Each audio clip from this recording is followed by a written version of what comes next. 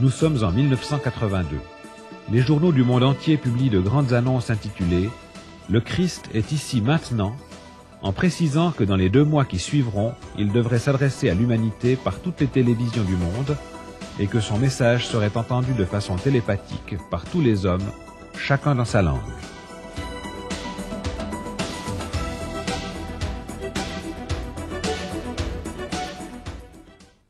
J'ai ici par exemple un document qui présente essentiellement le Messie du Nouvel Âge, lequel introduira cette ère dite du Verseau qui verra fleurir, disent-ils, une ère de grande fraternité parmi tous les humains sur la surface de la terre. On parle beaucoup de Christ dans le Nouvel Âge, de Christ cosmique, de Maitreya le Christ. Il y a toute une série d'expressions. On peut également penser à la prière, à la grande invocation de l'école arcane d'Alice Bailey, qui, dans cette prière, le nom du Christ est mentionné. Je crois qu'il faut distinguer, qu'il faut savoir discerner. Parce que quand on parle de Christ, il faut toujours savoir, derrière ce terme, quelle est la personne à laquelle on fait référence. Est-ce Jésus-Christ, celui de l'Évangile? Est-ce au contraire le Christ comme un grand initié, comme un maître de la sagesse, comme un avatar, comme une incarnation divine parmi beaucoup d'autres? Qui est Jésus pour vous? Pour moi, c'est un grand initié qui a passé sur terre ici, qui a dû donner un grand apport à l'humanité pour une transformation importante sur la terre. Comme nous sommes maintenant nouveau dans un seuil. Il est un avatar.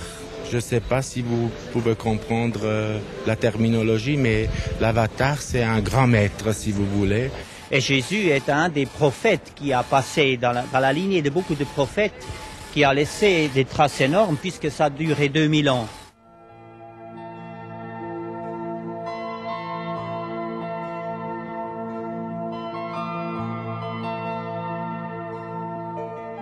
Les centres Tara sont les points de diffusion des messages du Christ reçus par le peintre londonien Benjamin Creme. Il prédit l'apparition internationale du Christ des chrétiens, du 5e Bouddha des bouddhistes, du Messie des juifs, du Krishna des hindous. Nous devons parler aujourd'hui du commencement d'une ère nouvelle, l'ère de l'Aquarius, c'est-à-dire du Verseau. Il faut se souvenir que toutes les grandes religions attendent la venue d'un leader.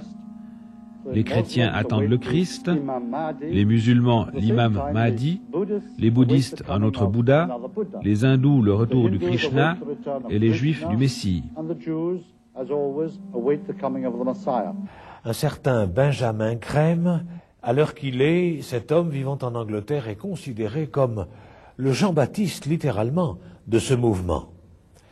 À son tour, il tente, à l'heure qu'il est, de faire paraître un nouveau Christ, un faux Christ du nom de Maitreya, le Christ du Nouvel Âge. À travers le monde, nous verrons en même temps des centaines de milliers de guérisons pour confirmer, si c'était nécessaire, qu'il s'agit bien du Christ attendu. Ce jour-là, toutes les télévisions et radios du monde seront reliées. On that day, the radio and the television networks of the world will be linked together. We shall see this extraordinary face on our television. Nous verrons ce visage extraordinaire, mais il ne parlera pas.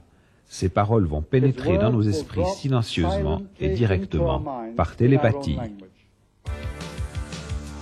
Selon le magazine Share, un organe du New Age, au commencement et à la fin de chaque conférence, Benjamin Creme est adombré par Maitreya, qui transmet ses énergies à l'auditoire par son intermédiaire. Le journal du New Age précise que Jésus de Nazareth et le Christ ne sont pas une seule et même personne.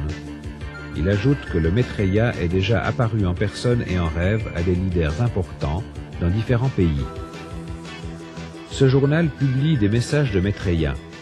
En juin 1988, il serait apparu à Nairobi, au Kenya, devant une foule importante. Nous sommes en Suisse, à Noël 1990.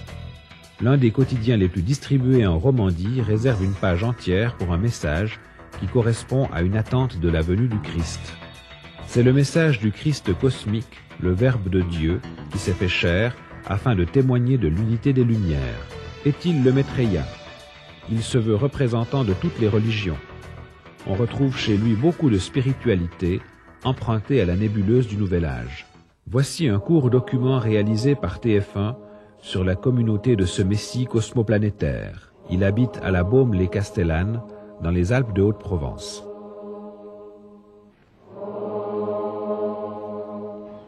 À Castellane, le calme n'est qu'apparence. Depuis que ceux d'en haut, comme on dit ici, ont sacré le nouveau Messie, la peur transpire.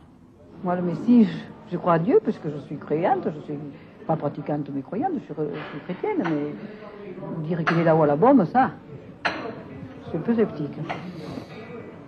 Moi, j'estime que c'était des gens qui étaient respectables jusqu'à maintenant, et puis tout d'un coup, ils se sont découverts qu'ils avaient un Messie cosmoplanétaire, et ils ont fait une erreur. C'est de venir expliquer tout ça aux Castellanais qui n'ont rien compris. Plus haut dans la montagne de la Baume, c'est le monde de l'étrange. Le monastère est appelé Mandarum Chambasalem. Pour les gens de Castellane, c'est le village des Schtroumpfs qui seraient devenus des géants de mégalomanie. Au Mandarum, toutes les religions sont représentées, bouddhisme, judaïsme, islam, ou ici le catholicisme, symbolisé par un surprenant Christ armé, énorme statue de béton de 20 mètres dominant un paysage extraordinaire. De l'unité de ces religions est né l'omisme, mélange d'ésotérisme, de parapsychologie. On y pratique le yoga et les arts martiaux. Moines bâtisseurs, ils ont tout construit de leurs mains à l'aide de subventions et de dons, disent-ils. Quand ils ne travaillent pas, les chevaliers du Lotus d'Or sont régulièrement appelés à la prière.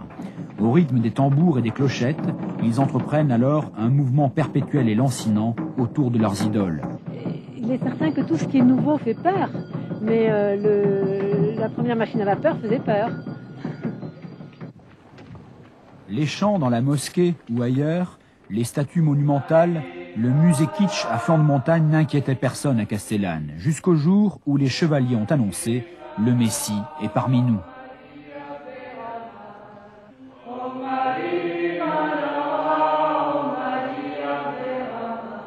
Je pense que les humains ont beaucoup souffert et maintenant il est temps qu'ils aient un être d'amour et de compassion qui vienne leur tendre la main et leur montrer le chemin.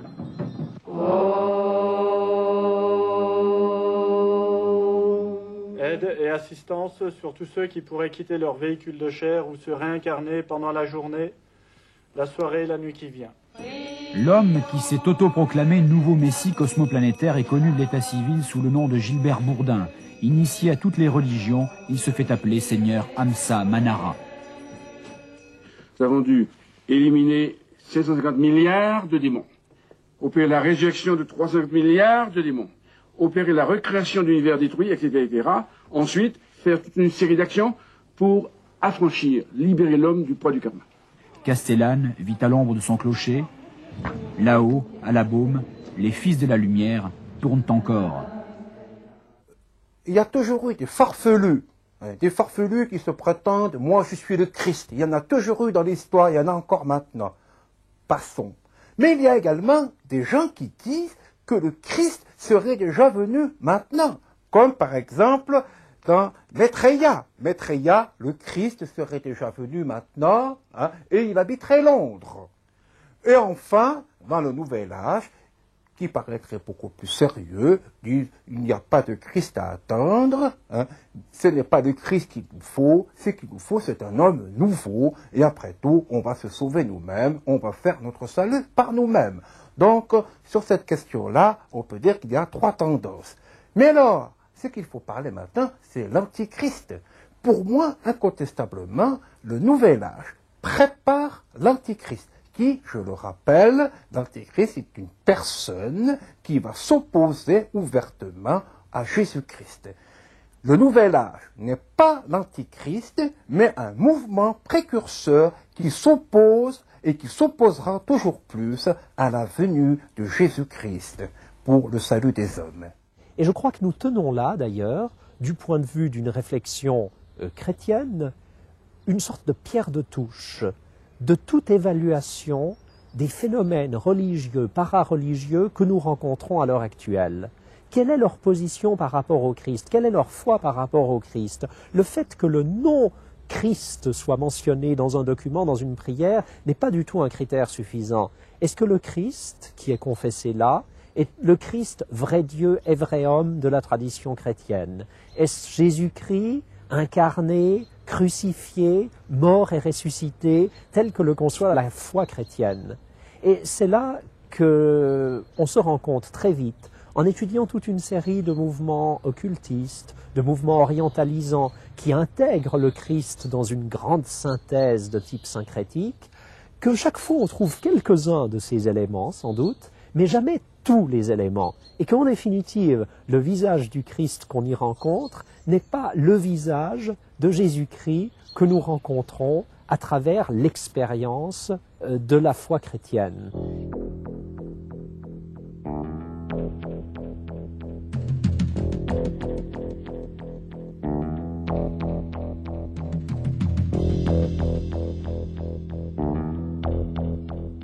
Le Nouvel Âge ne fait pas l'unanimité.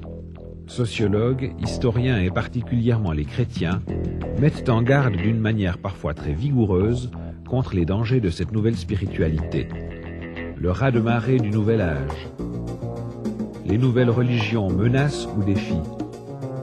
Maitreya, l'antichrist démasqué du Nouvel Âge. Le Nouvel Âge, la secte qui inquiète l'Église. Le mouvement du Nouvel Âge à la lumière de la Bible. Parmi les hommes de l'Église, certains dénoncent le caractère occulte du Nouvel Âge.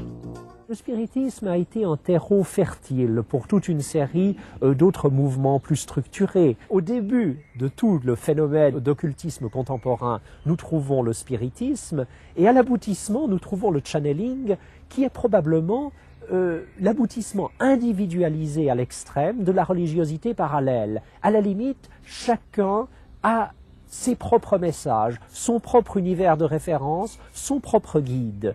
Les dangers du Nouvel Âge, la Bible en parle, c'est vrai. Mais il n'y a pas que la Bible qui en parle. Les partisans eux-mêmes du spiritisme, par exemple, dénoncent avec courage, il faut le dire, les dangers réels du spiritisme et ils donnent des conseils de sagesse, de prudence et de modération. Je pense qu'il faut avoir du discernement spirituel. Il y a un nouvel âge purement psychologique, il y a un nouvel âge qui est carrément diabolique, il faut le dire, mais ce qu'il faut souligner, et c'est très important ce que je dis, c'est qu'au départ, ce qui est purement psychologique peut être la porte d'entrée vers un nouvel âge beaucoup plus agressif, beaucoup plus dangereux, c'est-à-dire carrément diabolique.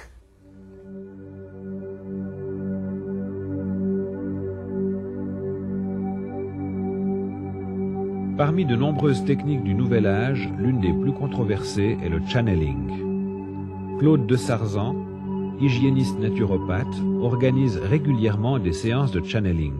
Le mot channeling vient de channel en anglais, qui veut dire canal.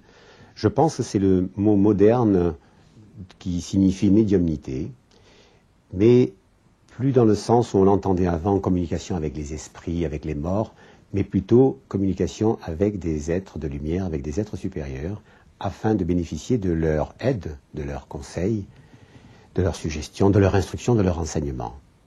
Alors, il est vrai qu'on parle de channeling depuis quelque temps, avec ce nouvel âge qui nous vient de la côte ouest de Californie, mais cela ne semble pas être une création récente, puisque probablement ce que Moïse recevait, les prophètes entendaient Jésus, Jeanne d'Arc, devait être déjà du channeling. Hein. Alors maintenant on appelle ça channeling, mais en définitive ce sont des communications avec des êtres de lumière, avec des entités supérieures, qui ont l'air de se manifester toujours plus. Une pratique qui intrigue souvent dans le Nouvel Âge et qui est en train de se développer beaucoup en Europe, notamment depuis la seconde moitié des années 80, c'est la pratique du channeling. Le channeling, c'est l'entrée en contact avec soit, le cas échéant, des esprits de défunts, des entités désincarnées. Dans certaines visions plus psychologisantes, il peut même s'agir d'entrer en contact avec votre moi supérieur. C'est l'idée, en tout cas, d'entrer en contact avec d'autres niveaux de réalité ou d'autres niveaux de conscience. Prends conscience, François,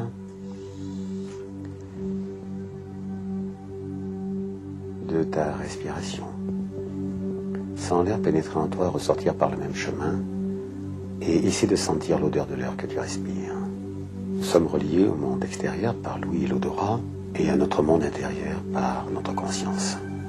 Voilà, et maintenant nous allons demander à nos guides de venir te faire vivre aujourd'hui ce qu'il est bon pour toi de vivre, afin d'ouvrir toujours plus ta conscience, d'augmenter tes vibrations, d'harmoniser tes chakras, d'éliminer ce qui reste des résidus karmiques, de réparer tes corps subtils. Je me suis intéressé au phénomène des régressions il y a déjà 14 ans. Je me suis passionné pour ce phénomène et j'ai appris à en faire. D'abord avec de l'hypnose que j'ai laissé de côté assez rapidement, mais avec des techniques de sophrologie, de relaxation, un petit cocktail aussi à moi. Et je dois dire que ça me paraît être à la fois une thérapie, une technique assez efficace, assez performante pour retrouver des événements du passé afin de se libérer du traumatisme, de l'émotion, voire de la douleur qui accompagne l'événement douloureux vécu. Alors on peut régresser dans la petite enfance inconsciente, au moment de la naissance, dans la vie fœtale et dans les vies antérieures. Mes patients, ce sont eux qui m'en ont parlé en premier, m'ont parlé de guides spirituels il y a 2 ans. Une quinzaine de patients, dans l'espace d'1 mois, m'ont dit qu'ils voyaient, qu'ils ressentaient un guide ici. J'ai été le premier étonné, je vous avoue que j'étais très sceptique, je n'admettais pas cette hypothèse. Et puis peu à peu, il y en a eu toujours plus, beaucoup plus de témoignages. Et on dirait que maintenant, j'ai intérêt d'ailleurs à ne plus tellement guider les séances, mais à me laisser guider par ces guides qui font revivre aux patients, aux consultants, aux gens qui viennent me voir, soit des régressions, soit du contact, du channeling, ou des soins même donnés par ces guides. Si vous examinez l'apparition du channeling, on peut en voir son émergence à partir des livres de Jane Roberts dans les années 1960, qui est entrée en contact avec une entité nommée Seth. Et cette entité nommée Seth lui a dicté de nombreux messages. Mais ce qui est très intéressant, c'est de voir comment Jane Roberts est entrée en contact avec son entité. Elle était un jour chez elle et avec son mari, elle a décidé de faire des expériences avec une planchette spirit et c'est à ce moment-là que l'entité s'est manifestée. Et je crois que c'est là que nous tenons en fait la filiation historique du channeling. Le channeling, ça n'est rien d'autre que le spiritisme revu à la sauce New Age. Ce sont des êtres de lumière qui au travers de ma personne peuvent exprimer un certain nombre de choses, dans la mesure où je peux percevoir ces choses. Il peut arriver qu'il y ait des vibrations christiques qui descendent très fort, ou des vibrations de la Vierge Marie. C'est vrai, ce sont des vibrations particulières, et je pense que cela est sans doute authentique. Mais je crois que, est-ce que ça correspond à la culture de l'individu, de la personne, qui fait qu'elle fera plutôt appel, ou elle attirera plutôt un guide qu'un autre, ou est-ce qu'une question de karma, d'évolution karmique? On dirait, quand on lit les écrits d'Alice Bailey, par exemple, que vous savez, Bouddha, Christ, les maîtres, tout ça font une grande famille. Et je crois que c'est ce qui est intéressant maintenant dans ce mouvement dit du Nouvel Âge, c'est qu'on essaie d'allier l'Orient et l'Occident. Il y a certainement des aspects négatifs dans le Nouvel Âge, pour une raison très simple, c'est que le terme de Nouvel Âge, n'est-ce pas, est tellement suggestif. Hein, âge nouveau, autres conditions, etc., causes renouvelées, tellement suggestif que toutes sortes de pratiques vraiment négatives de pratiques que je n'accepte pas du tout, que je n'approuve pas du tout, se sont maintenant trouvés un dénominateur à la mode pour aussi s'insérer là et se recommander à tout le monde, n'est-ce pas? Nous sommes Nouvel Âge. Justement, toutes sortes de pratiques de divination, etc., auxquelles je ne crois pas du tout. Et puis alors, le channeling. C'est une forme popularisée, n'est-ce pas, de spiritisme, de charlatanisme. Et je crois qu'il y a beaucoup d'abus dans ce channeling. Moi, je n'y crois pas. C'est donc un aspect négatif du New Age, étant donné justement la popularité et le caractère extrêmement séduisant du terme même de New Age. C'est donc le Tibétain que tu as aperçu aussi il y a 2 ans pour la première fois Oui, il y avait plus d'années, plus. Toi, oui. Ah oui, pardon, oui. Toi, tu l'as vu avant. La première fois, ça faisait 5 ou 6 ans. C'est ça. Après plus, puis après, ouais, quand je suis revenue chez toi. D'accord. Merci. Il dit qu'il est là pour nous aider à notre évolution. Quand vous appelez des esprits, vous pouvez très bien appeler des esprits de tout niveau, c'est-à-dire du bas astral, des esprits malfaisants. Là, ce que nous visons dans ce travail-là, c'est d'avoir accès et de communiquer et d'avoir des conseils d'esprits de haut niveau, donc de guides de lumière les plus haut placés. Dans le Nouvel Âge, il est souvent question des esprits guides et des esprits de lumière. Et c'est ainsi que le livre d'Alice Bailey a été révélé en quelque sorte par ces esprits de lumière, par ces esprits guides. Or, si je me réfère à la Bible, l'apôtre Paul écrit dans la 2e épître aux Corinthiens au chapitre 11, verset 13, qu'il y a des hommes qui sont de faux apôtres, des ouvriers trompeurs, déguisés en apôtres de Christ. Ce n'est pas étonnant, car Satan lui-même se déguise en ange de lumière. Les guides que l'on retrouve dans le channeling seront très souvent identifiés à ces guides qui nous attendent, selon les interprétations de beaucoup d'adeptes de ces théories, de l'autre côté du voile, au moment du passage dans l'au-delà. Donc le channeling s'inscrit dans tout un contexte d'interrogations qui en elles-mêmes, évidemment, sont très légitimes. Au sujet de la mort, au sujet de l'au-delà, ce sont des interrogations fondamentales. Tout le problème, c'est de savoir quelles entités vont se manifester lors des expériences de channeling. Et quand on voit que tant de grands ascètes, tant de saints, à travers l'histoire du christianisme, ont parfois été victimes d'entités plutôt douteuses qui arrivaient même à se présenter comme des anges de lumière, je me dis qu'il y a lieu d'avoir, face à ces manifestations, la plus grande prudence, parce que les critères de discernement proposés par les adeptes du channeling restent extrêmement primaires. Et je crains que beaucoup de gens puissent être victimes d'illusions spirituelles. Le risque de tomber dans l'illusion spirituelle est aujourd'hui sans doute plus grand que jamais. Monseigneur Jean Vernette, vicaire épiscopal à Montauban, est l'auteur d'un livre, Le Nouvel Âge. Selon lui, la soif de dialoguer avec les morts a toujours existé, de même que l'existence de médiums servant d'instruments de communication. Et le spiritisme fait à notre époque un retour en force remarqué. Le spiritisme style New Age s'appelle channeling. Ça, c'est une forme de spiritisme moderne à la sauce Nouvel Âge. On se met en contact avec des guides spirituels, avec des esprits. Pour ma part, je crois qu'il s'agit carrément d'esprits démoniaques. Je crois qu'il nous faut aujourd'hui beaucoup de discernement parce que nous avons affaire à toutes sortes d'esprits. Dans l'Écriture, nous avons toutes les interventions de la puissance de Dieu au travers du Saint-Esprit qui se manifeste par ses dons. Mais nous avons aussi des récits qui nous parlent d'hommes et de femmes victimes d'esprits mauvais. Ainsi, nous trouvons dans l'Écriture ce récit où Jésus délivre un homme possédé d'un esprit impur et qui était dans une synagogue et qui s'écria « Que nous veux-tu, Jésus de Nazareth? Tu es venu pour nous perdre. Je sais qui tu es, le Saint de Dieu. » Et Jésus a compassion de cet homme. Il menace l'esprit impur qui sort au travers d'une grande convulsion et cet homme est guéri. Et cela nous amène à réfléchir. Parce que cet homme parlait des choses de Dieu, il parlait de la sainteté de Dieu. Mais Jésus a discerné que cet esprit était mauvais, il a eu compassion de cet homme et il l'a délivré.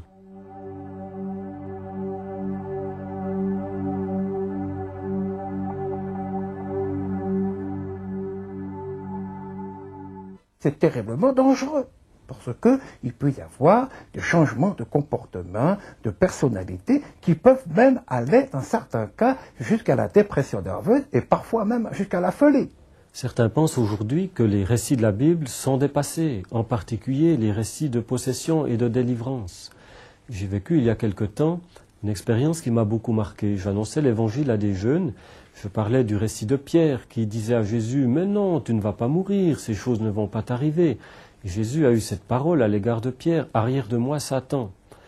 À la fin de la réunion, 3 jeunes, zonards comme on dirait aujourd'hui, sont venus vers moi en me disant « Mais c'est incroyable, quand tu as prononcé cette parole, arrière de moi Satan, nous avons été projetés en arrière sur nos chaises. Qu'est-ce qui se passe? Nous ne savons plus où nous en sommes.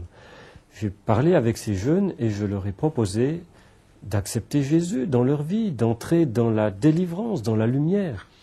Et un de ces jeunes m'a dit, pour moi, c'est pas possible. J'ai fait un pacte de sang avec l'ange de lumière, avec Satan. Je voulais entrer en relation avec ces esprits guides. Et maintenant, je me sens pris par cette chose-là. Je lui dis, mais est-ce que je ne peux pas prier avec toi? Ne prends peut-être pas une décision ce soir, mais laisse-moi prier pour toi. J'ai prié avec lui, il y avait des témoins qui étaient là. Et au début de la prière, son visage s'est déformé, sa voix a changé, et le démon est apparu. Et je peux le dire, c'est effrayant lorsque le démon se manifeste. Il sifflait, il prononçait des paroles, des menaces de mort même. Et j'ai prié au nom de Jésus. Et ce jeune homme a retrouvé la paix. Et quelques jours plus tard, nous avons prié pour sa délivrance. Ce jeune homme a retrouvé la paix, a retrouvé la joie. Il a retrouvé la liberté parce qu'il avait perdu cette liberté.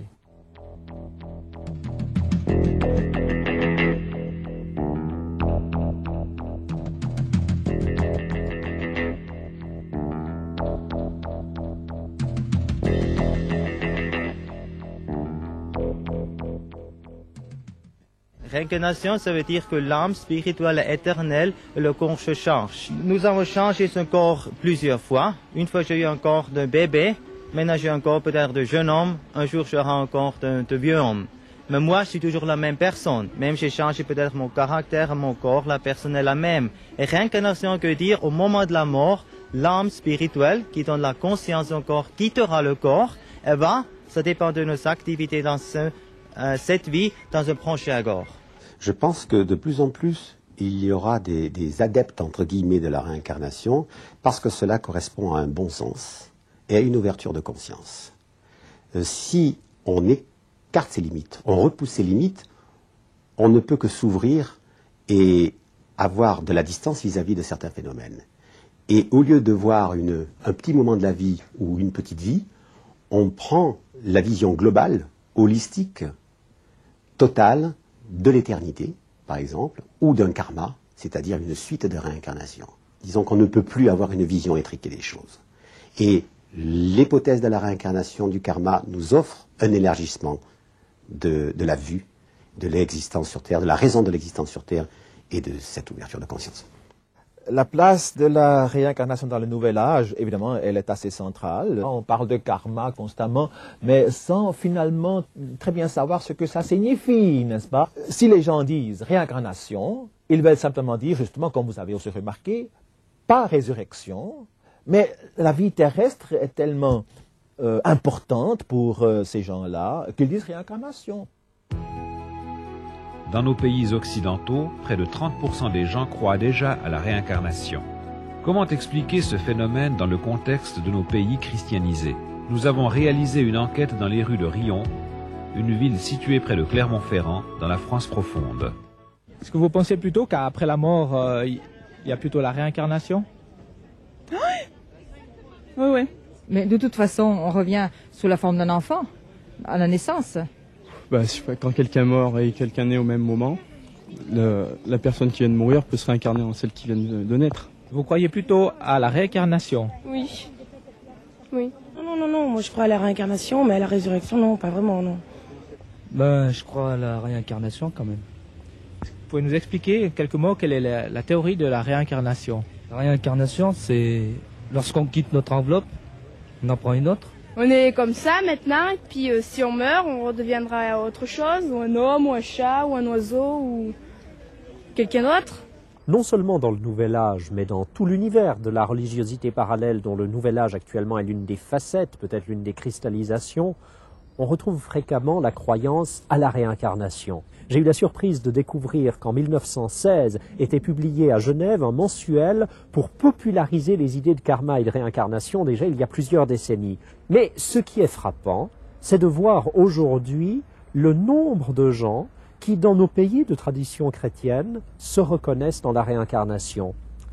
Il y a eu en 1987 une enquête faite par un institut de sondage pour l'hebdomadaire catholique L'Écho illustré sur la croyance des Suisses romands. Et nous arrivons à un résultat statistique de 26% des catholiques suisses romands et 23% des protestants qui croient à la réincarnation sous une autre forme et dans d'autres lieux après la mort. Ce que les gens croient de plus en plus, c'est que réincarnation égale résurrection. Pour eux, ces deux termes sont synonymes. C'est très significatif de voir des gens qui, pour certains, continuent à fréquenter les églises, continuent nominalement à être des chrétiens, se situer déjà dans un univers de référence qui s'éloigne du christianisme, au point qu'on peut se poser la question de savoir si un jour on n'aura pas dans les églises des gens qui, tout en récitant peut-être la confession de foi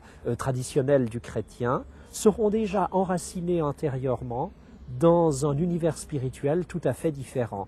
Et c'est là, une fois de plus, qu'on doit, je crois, insister, sans fanatisme, mais simplement avec netteté, sur les incompatibilités entre des univers de croyances différents. Chrétiens et réincarnationnistes, non, ça n'est pas possible. En ce qui concerne la réincarnation, c'est la possibilité, dans une vie future, de vivre une nouvelle vie meilleure que celle-ci.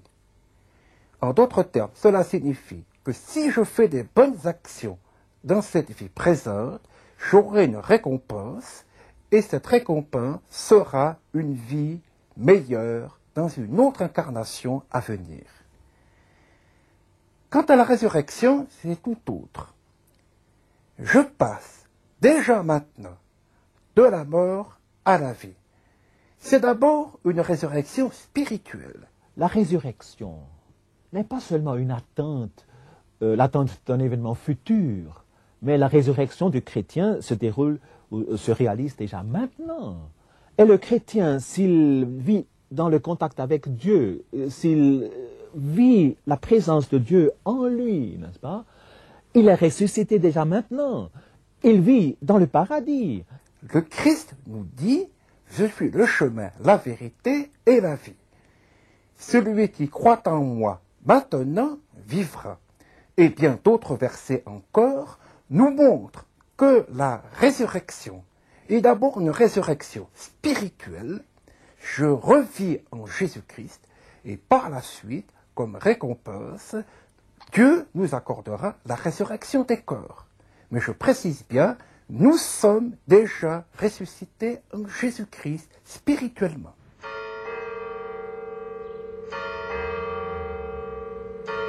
Certains constatent que l'Église a failli à sa mission et le Nouvel Âge est venu remplir le vide spirituel. Les gens des pays christianisés ont perdu l'intérêt de lire la Bible et de fréquenter l'Église.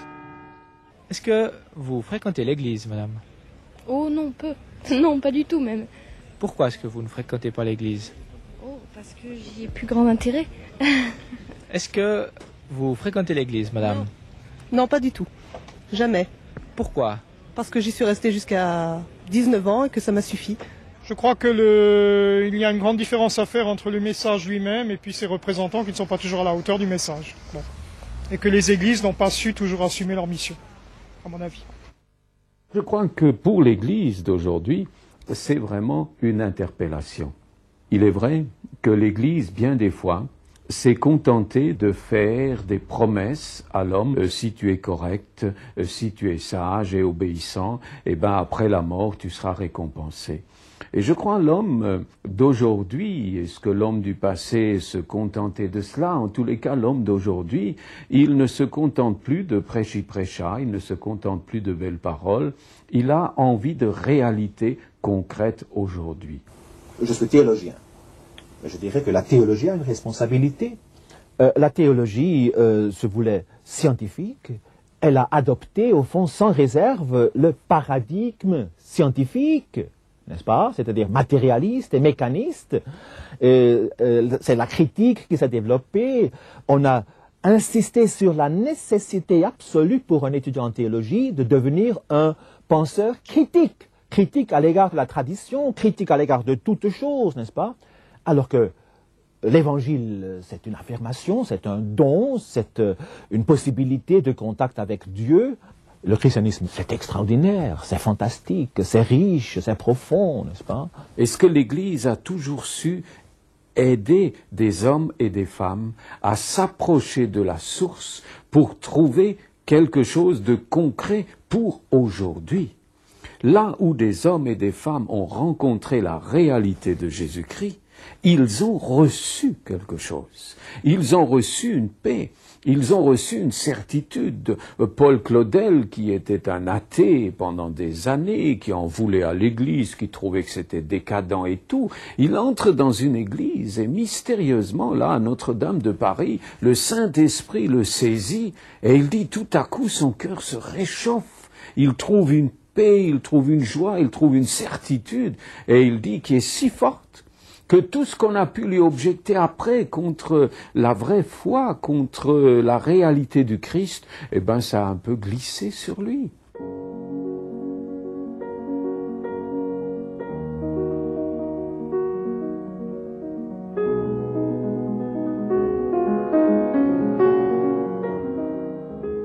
Possédant une triple nationalité, Hélène Sanson travaille comme agent de sécurité dans une compagnie aérienne.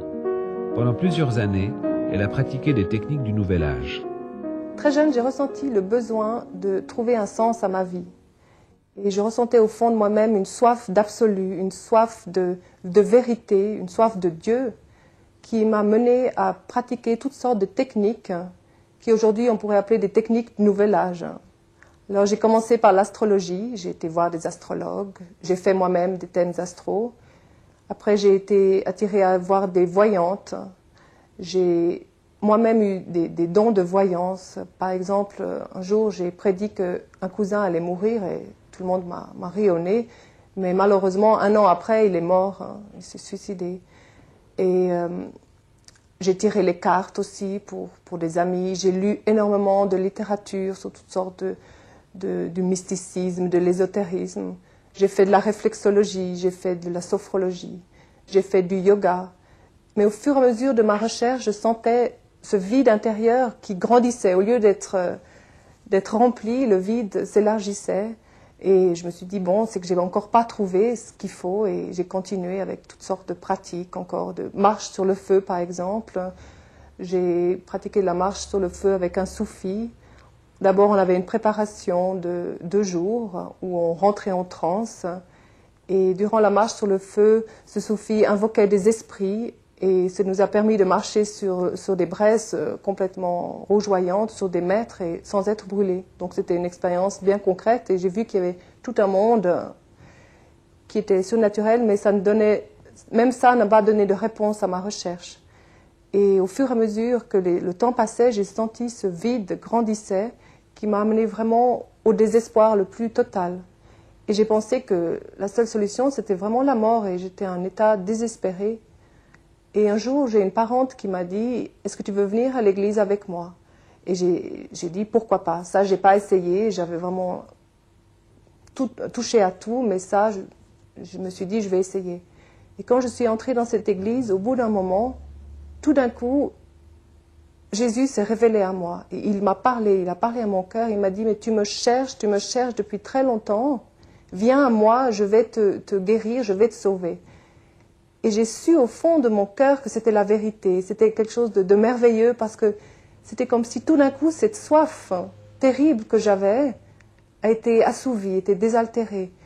Et j'ai eu une grande joie. Et le changement qui s'est opéré, c'était un changement qui s'est opéré d'une façon très pratique. J'ai eu une vie qui a été complètement transformée. Et j'ai su que c'était la vérité. Quand Jésus dit « Je suis le chemin, la vérité, la vie », je dois dire que pour moi, c'est une réalité avec laquelle je vis depuis et qui ne m'a pas quittée. Il y a de plus en plus de personnes qui sont bien nourries, qui apparemment ont tout ce qu'il leur faut, mais qui se rendent compte que quelque part, il y a des choses essentielles qui leur échappent. Il y a toujours eu des hommes qui se sont rendus compte de cela. Et je pense en particulier à Sartre qui disait que l'homme est existentiellement désir d'être Dieu.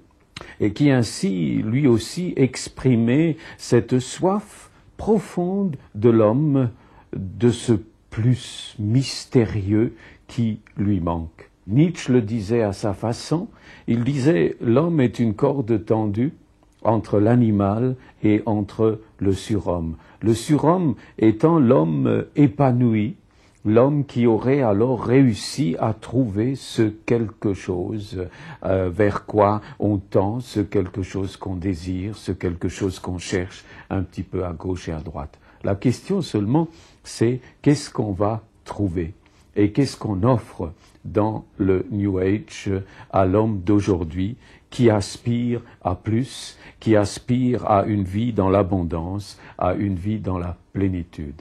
Quelques jours après avoir donné une conférence au Temple de Saint-Blaise sur le Nouvel Âge, je rencontre dans la rue un homme qui vient vers moi et qui me dit en pleurant « J'ai écouté votre conférence, je suis bouleversé. Ma femme et moi, nous étions dans le Nouvel Âge depuis des années. Nous avons d'abord trouvé beaucoup, formidable, super, comme on dit aujourd'hui. Et peu à peu, nous avons perdu l'appétit. Peu à peu, la joie a disparu. Peu à peu, nous sommes entrés tous les deux dans la dépression. Et même mon industrie a commencé de péricliter. Aujourd'hui, nous sommes ruinés, nous n'avons plus rien. J'ai proposé à cet homme de le rencontrer et de prier avec lui. Il a trouvé dans l'Évangile la paix, il a retrouvé la joie, il a retrouvé un nouveau départ dans la vie. Et ce qui est plus merveilleux encore, c'est que sa femme a été guérie en une soirée d'une dépression très profonde. Et voilà un couple qui avait cherché dans le Nouvel Âge et qui ont connu une faillite terrible et qui ont trouvé dans l'Évangile la paix, la joie, qui ont trouvé en Christ la délivrance.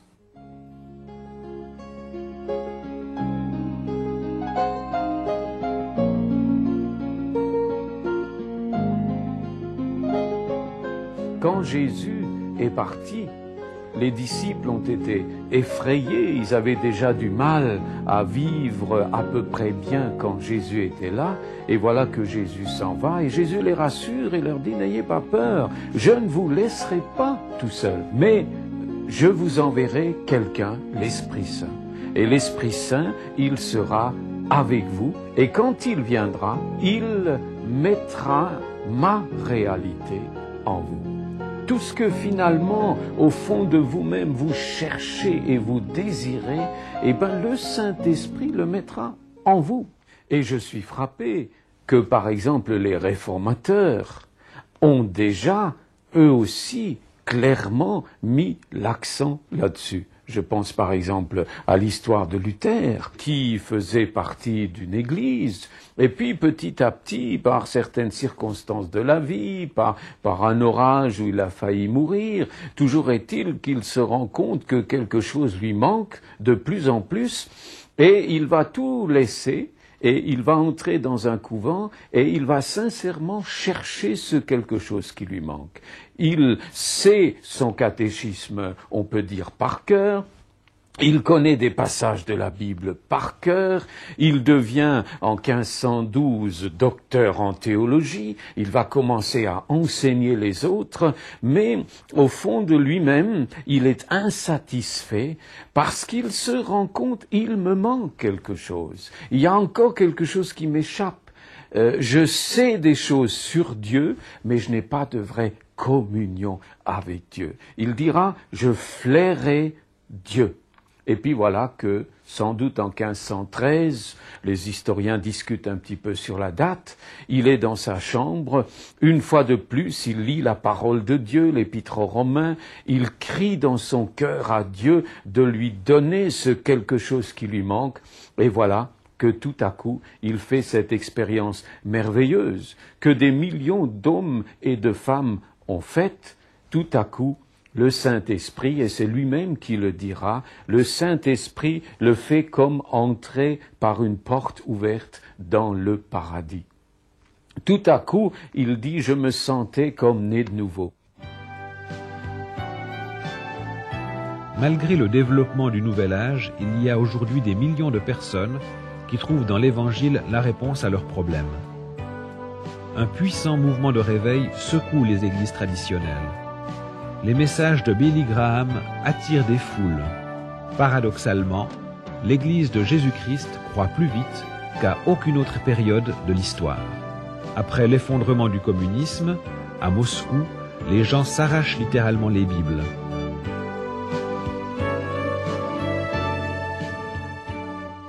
La plus grande église des Balkans se trouve paradoxalement dans un pays tyrannisé durant 40 ans par un pouvoir communiste.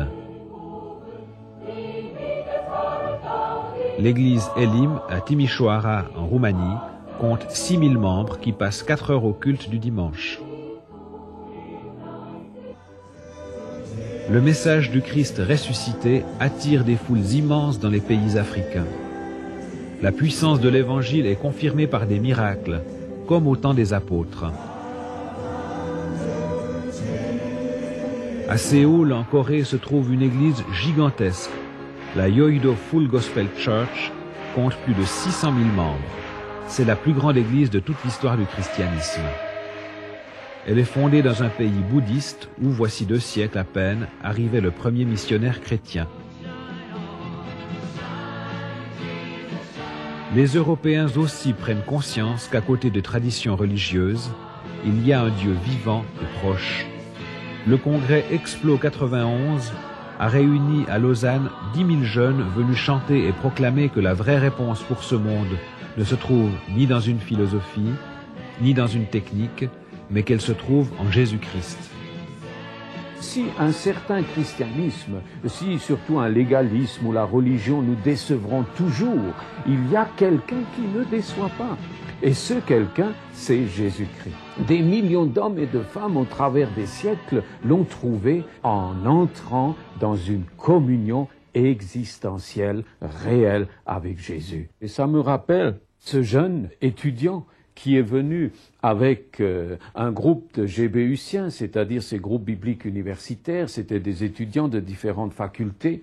Et quand ils sont arrivés à ce centre de rencontre où j'étais responsable, j'ai été étonné de voir sur sa petite mallette, il y avait la tête du Maharaji Yogi avec ses longs cheveux, là, sa grande barbe.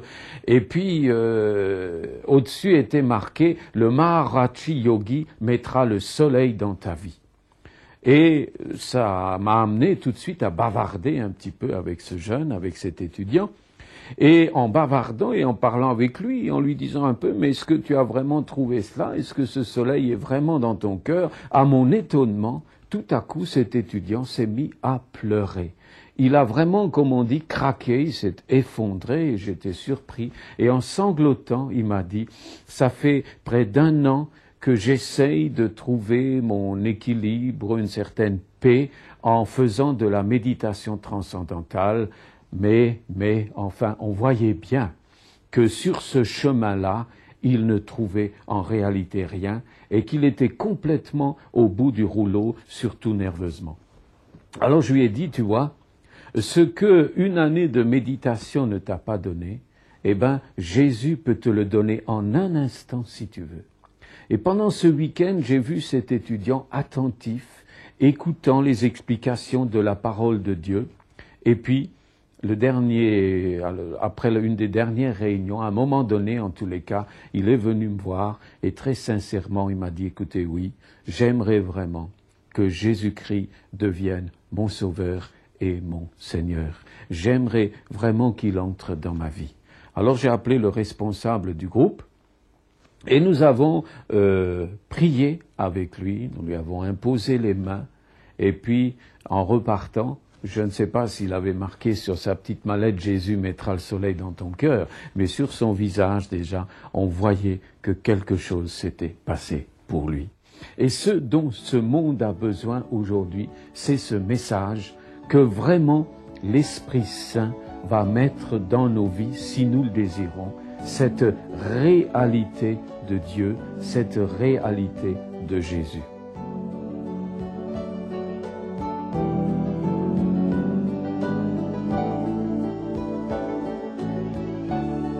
Alors, le nouvel âge, est-ce un miracle ou un mirage? La réponse à cette question dépend essentiellement de l'attitude des chrétiens. Sauront-ils affirmer que leur Dieu est vivant, que Jésus-Christ est ressuscité et qu'il est la vraie lumière de ce monde?